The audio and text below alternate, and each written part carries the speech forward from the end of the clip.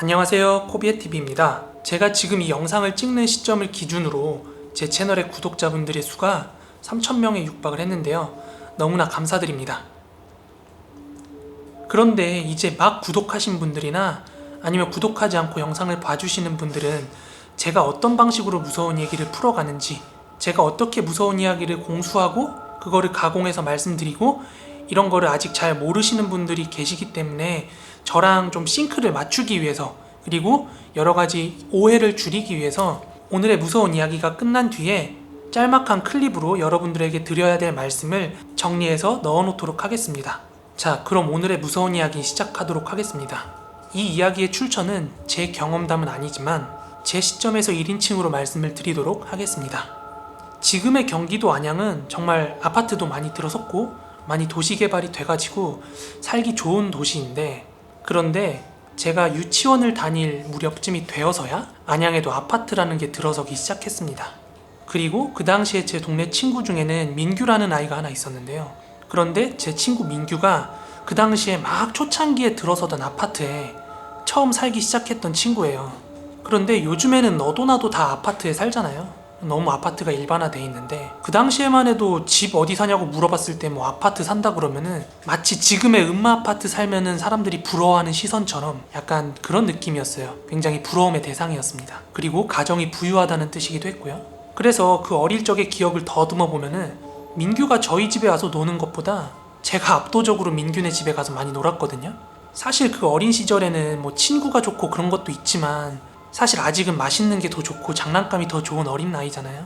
그런데 민규네 집은 항상 비싼 과자나 장난감으로 가득했어요. 제가 그 당시 어머니랑 마트를 가면 막 5봉지에 1,000원 하는 과자 겨우 먹고 막 그랬는데, 민규네 집에 가면은 그 당시에 뭐 비싼 프링글스라든지 그런 여러 가지 우리 집에서 먹을 수 없는 과자들이 많아서 아마 그런 게 좋아가지고 많이 놀러 갔던 것 같아요.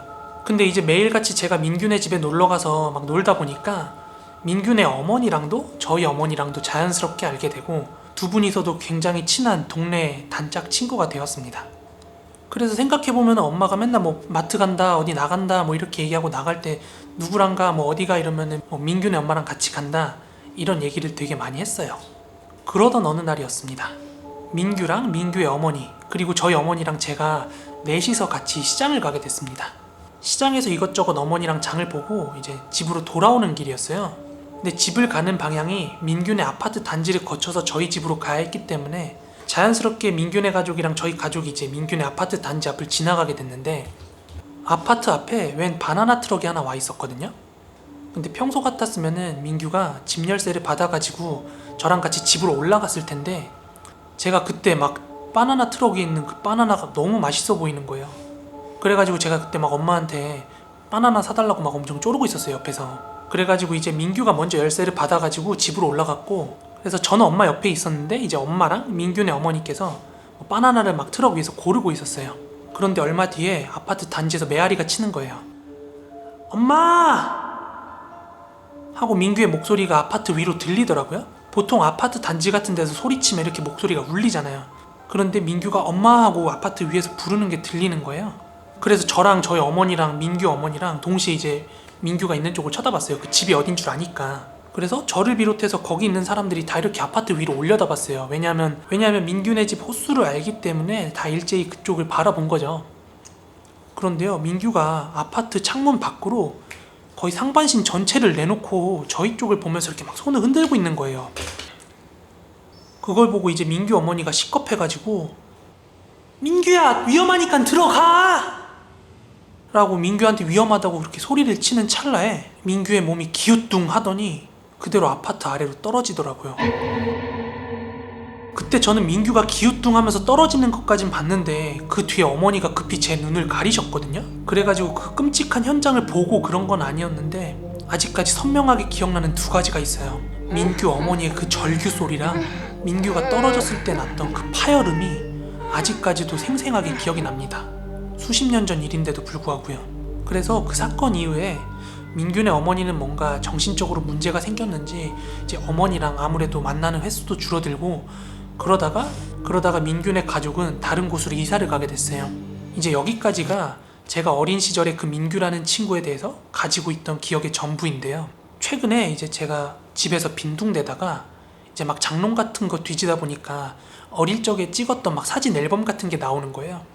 그래가지고 오랜만에 막 뒤적뒤적 거리고 있는데 민규랑 저랑 같이 찍은 사진이 있더라고요. 근데 그 시절이 좀 가물가물하다 보니까 이제 어머니랑 사진을 보여주면서 얘기하다 보니까 이제 민규 얘기가 나오게 된 거예요. 당연히 저는 어린 나이였지만 뭔가 친구의 죽음에 대한 걸 인지할 수 있는 나이였죠. 아무튼 그렇게 어머니랑 민규에 대해서 얘기를 하다가 갑자기 뜬금없이 어머니가 이런 말씀을 시작하시더라고요. 참 세상에 귀신이 있긴 있나 봐. 민규 엄마랑 내가 그 당시에 사주를 보러 갔었거든? 그런데 그 당시에 무당이 초치는 소리 하는 거 있지? 글쎄 무당이 민규는 오래 살지 못하고 죽을 상이라는 거야. 민규 조상한테 억울한 일 당한 귀신이 한이 맺혀가지고 민규 주위를 맴돌고 있다대 뭐야?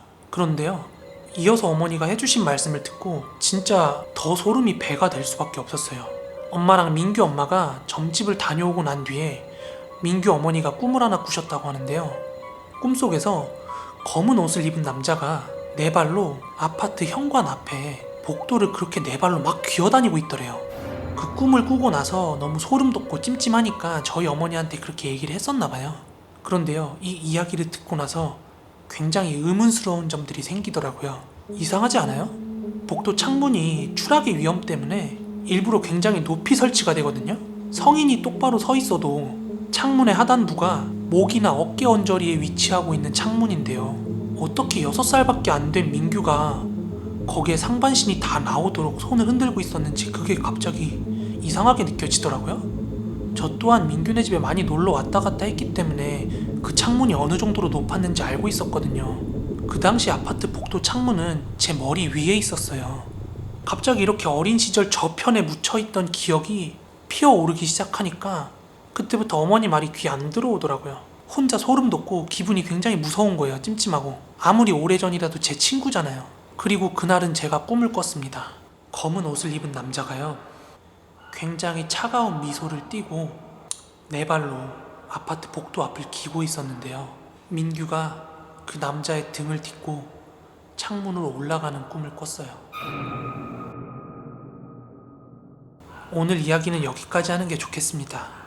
네, 여러분, 오늘도 제 무서운 이야기를 시청해주셔서 감사합니다. 일단 새롭게 구독하신 분들이나 처음 시청하시는 분들께 말씀드리면요, 제 무서운 이야기의 출처는 제가 겪은 거, 주변 지인들한테 들으면서 오랜 기간 축적된 이야기들, 인터넷 여기저기서 발굴한 이야기들을 토대로 여러분들한테 말씀을 드리는 거예요. 그런데 여러분들 아실 거예요. 본인이 겪었던 이야기를 말할 때는 굉장히 구체적으로 이야기를 할 수가 있어요. 그런데요, 남한테 들었던 걸 전달을 할 때는 내가 그 사람이 겪었던 것만큼 표현하는 데는 분명히 한계가 생기거든요. 그리고 주변 지인들한테 무서운 이야기를 들을 때는 대체로 이야기가 길어봤자 한 2, 3분 안에 끝나버리는 경우들이 많아요. 그렇게 길게 끌지 않잖아요. 그런데 그런 이야기, 예를 들어 낚시를 갔는데 어떻게 하다가 귀신을 봤다, 단편적으로 그렇게 말씀드리면 아마 이 영상이 굉장히 재미가 없어질 겁니다. 현장감도 없고요. 그리고 하나 더, 인터넷에서 돌아다니는 글들 보면요, 그걸 그대로 읽어드리기에는 뭔가 비약이 많은 이야기들도 있고요, 글로 읽었을 때 무서운 이야기랑 들었을 때 무서운 이야기, 그리고 화면으로 봤을 때 무서운 이야기들, 이런 게 다 다르잖아요. 그래서 저는 글로 봤을 때 무서운 이야기들도 여러분들이 들었을 때 무서운 이야기로 치환을 해야 됩니다. 즉 종합을 하자면 제 이야기에는 MSG가 쳐질 수밖에 없습니다. 물론 사실에 기반을 해서 MSG를 치는 거죠. 그런데 무서운 이야기에 있어서도 진실 여부는 당사자들밖에 모르는 거잖아요. 남들이 저한테 다 실화라고 하는 얘기를 저도 여러분들한테 실화라고 말씀을 드리고 이야기를 레코딩하긴 하는데, 무서운 이야기를 좀 심장 쫄깃하고 재밌게 즐기려고 듣는 거지, 그래서 조금 열린 마음으로 편한 마음으로 즐겨주셨으면 좋겠고요. 예전에 냉장고를 부탁해서 만화가 이말년이 이렇게 맛 품평을 하더라고요.